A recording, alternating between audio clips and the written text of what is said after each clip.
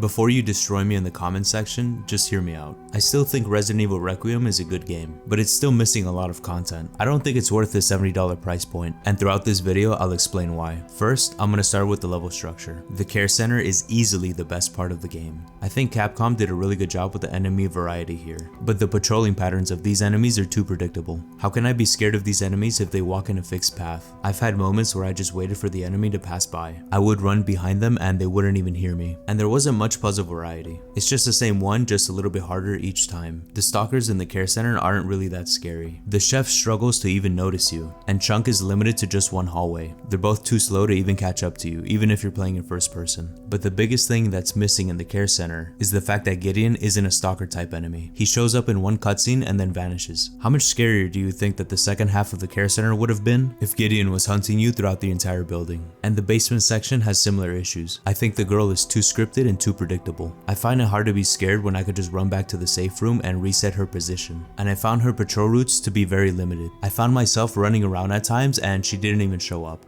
Another thing I want to talk about is the enemy vision. My friend captured this clip where the zombie's staring straight at us and he doesn't even care. As you can see, the enemy vision is very limited. Fortunately, I think what carries this game a lot is the Leon section in Raccoon City. Finding the 3 parts to the bomb as Leon is a really fun experience, especially after struggling with Grace through half of the game. It feels so rewarding to destroy the zombies, and I think Capcom did a really good job of this. But I think after the really cool bike section, where Leon farms all his aura like there's no tomorrow, I think the game starts to fall flat. I thought that the RPD section was way too short. I can't help but feel like I got nostalgia baited. There's very little to explore, and there's only like 2 zombies. I was kind of hoping to be able to explore at least most of the RPD, while facing more enemy types as we do that. Or better yet, to play as Grace while roaming the RPD, as the new Mr. X tyrant hunts you down. I think that would have been a lot more interesting. To add on top of that, I think Capcom overlooked the sewer section altogether. It would have been nice to go into the sewers as Grace and confronted even scarier monstrosities compared to that of Resident Evil 2. But in this game, the sewer section is just like 2 seconds long. And don't even get me started on the arc. The idea behind the arc is really interesting, but it's so short. Since the time you enter the arc as Leon to the very end of the game, it's like an hour and a half long. This section of the game felt way too rushed. I felt like there should have been a hell of a lot more to explore. Bottom line, I think the game gets a lot weaker after the bike sequence. But I'm gonna move on to the boss fights. I think the first half of the game had the better boss fights. The Chunk was really fun to fight as Leon, and so was the Blisterborn enemy type and the Chainsaw Zombie. Those were really fun to fight against as Leon, and fighting Emily as Grace was also pretty good too. My only issue with that boss fight is that it's too predictable and scripted, and again the fact that you could just run back to the room where there's light and she can't be able to touch you. And the giant spider you fight as Leon is a welcome introduction to Raccoon City. But I can't shake the feeling that fighting Mr. X was just too easy. There were times where he just stood still and did nothing for 5 whole seconds. I felt like Mr. X from Resident Evil 2, the final boss fight, was significantly more aggressive than this one. I think it was at this point where the bosses kind of fell off. The giant plant monster is just too easy to defeat, and that boss was just too short as well. And this leads me to the Hunk fight. There was no build up to that boss fight and it felt a little random. And for a character like Hunk, I thought that that boss fight would last a hell of a lot longer. I actually timed Hunk's boss fight and it took me about 45 seconds. I honestly thought it would be a multi-stage fight. I think even Capcom knew how disappointing that boss fight was. I think that's why they named him the Commander, to have the excuse that he's not really Hunk, he's just a placeholder. Are you gonna tell me that the Grim Reaper lasted under a minute against Leon? Are you serious? But it doesn't end there, unfortunately.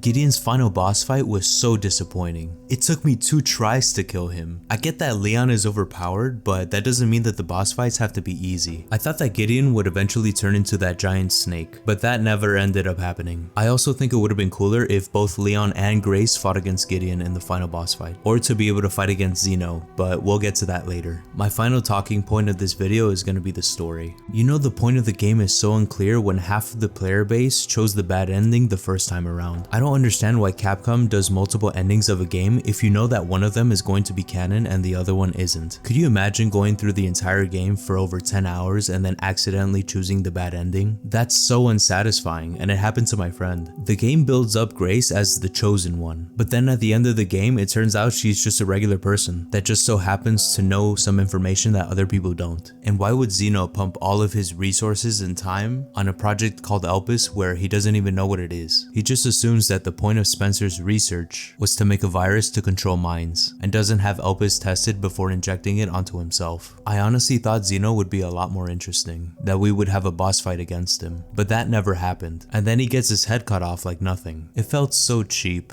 We never got into the background of how this clone was even created. I also wanted to talk about Gideon. He's supposed to be important to the story, but it doesn't feel that way if we only see him in cutscenes. We never really have encounters with him throughout the game, with the exception of the bike sequence. He just feels more like a background villain to me, and to have him decapitate Zeno just feels insulting to Albert Wesker. Even if it's not really him, it just feels like shock value to me. And to have him labeled as a nemesis after he was so easy to defeat, it just feels bland. And I think playing as Chloe was wasted potential. The hiding from the children is very scripted and it doesn't really feel scary. And it turns out that she was infected too, which kind of makes the whole sequence feel pointless and could have just been shown in a video. I think they could have used a section like this to give Sherry more of a role, to have her as a playable character instead of a background character. But my biggest pet peeve of the story are the missing characters. Whatever happened to Claire, Ada, Jill, or Carlos? There's no mention of them at all throughout the main story, and they were all victims of the Raccoon City incident. I think we'll get our answers when they release future DLC, but even that feels cheap.